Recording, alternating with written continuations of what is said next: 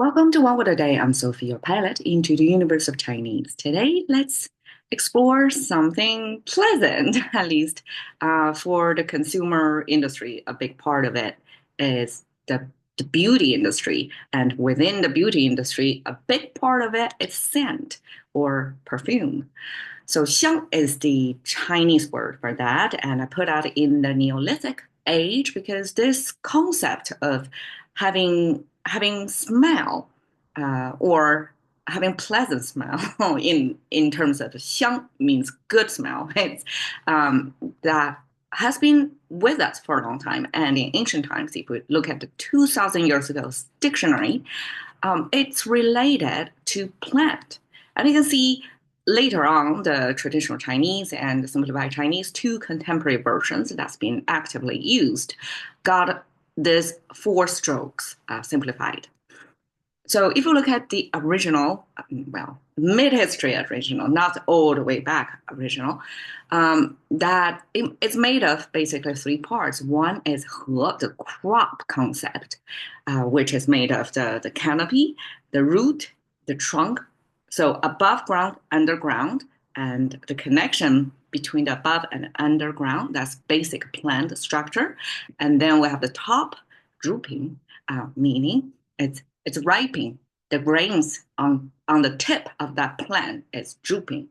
So that's what ancient, not only ancient today too, the farmers, the growers of the plant would like to see.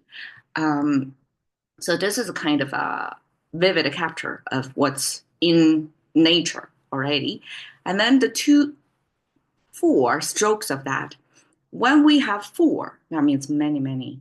It's filled, it's permeating through the air. Doesn't mean exactly four. And actually, Chinese do use repeated elements, and we have two repetitions, three and four. So each one is magnitude of order. It's not additive or multiplicative. It's exponential growth, so to speak. So this four of them means throughout the air, everywhere. So these little droplets in the air signify it's something you can feel through the air. And then at the bottom, it's a sweet symbol, which is made of this mouth symbol that came from the ancient food container. A food container eventually represents the mouth because we eat from that container, and that's a simple association from the utility or utensils to the human body part. And then we have this horizontal line, even if these are all horizontal lines, but because of the context where the horizontal line appears, it gives you a different interpretation, different meaning. So if it's inside the mouth, we can imagine it to be kind of like a sugar cane. So it's ancient candy holding in the mouth for a long time. And you can infer by that behavior that this is a sweet smell, a sweet taste. And the droplets in the air signify this is a sweet smell because it's a transmission through the air. You feel it through the air. We see similar symbol in the character of rain. It's four strokes along parallel underneath a big arch. So this is this big arch thing that gives you the sense of space, like everywhere.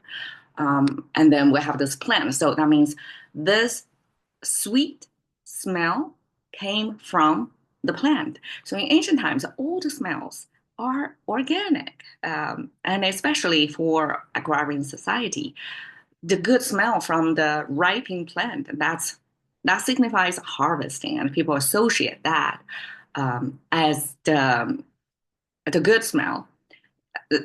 We associate the ripening plant as the good scent for humans because of the cultural, not only cultural, but economic values tied to it. It means a good harvest year. So it's positive to us. And eventually now we have chemistry industry and then the fragrance industry, all that became artificial created, engineered scent So that same character that came from the plant, organic smell, carried over to chemistry smell. Okay, chemical smell. Okay. 闻香识女人 is a famous movie back in 1992. If you see here, smell scent, no woman person. Okay, first, the woman person is a Chinese duplicate way to say woman. And then here in English, we say scent of a woman. It's inferred that you appreciate the scent of a woman. But here, Chinese make it explicit, means you take the signal from the scent, and then through the scent, you get to know woman. At least that's probably the first layer that hits you, the sensory layer that hits you. I mean, normally a man, the first layer hit a man is the visual sense, right?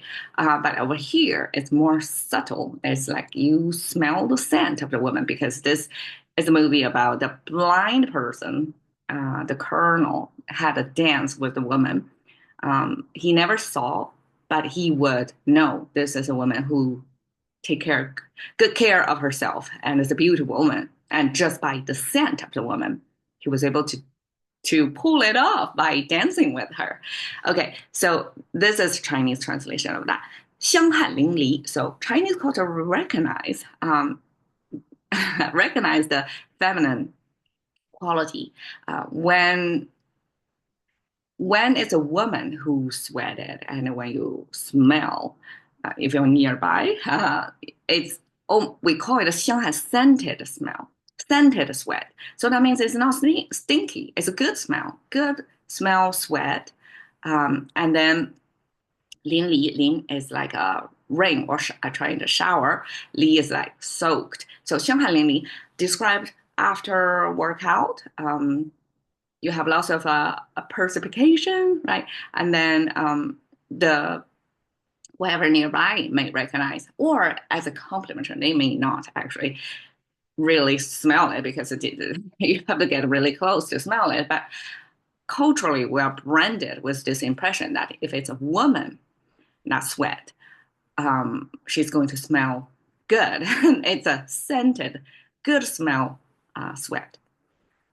迷迭香, mysterious, 蝶, I translate as ordinated. So 蝶 we often in contemporary Chinese translate iterative. So it's like repeated. And 香, so mysterious, repeated scent. It's a Chinese translation of the scent of rosemary.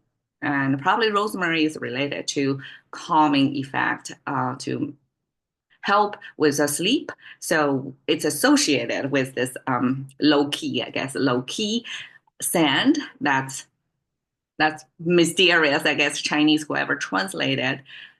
It's not following rosemary, right? It's not following the sound of it, but it's following the effect of it. It probably put you to sleep. And we associate that with you going to a mysterious land and then repeated. So it's a consistent smell coming off the rosemary. So here is the movie, Scent of a Woman. And a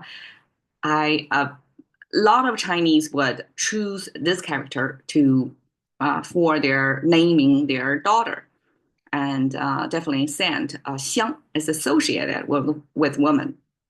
You probably would hardly, so far, haven't came across any man's name that carried this particular feature because it's culturally branded as a female feature.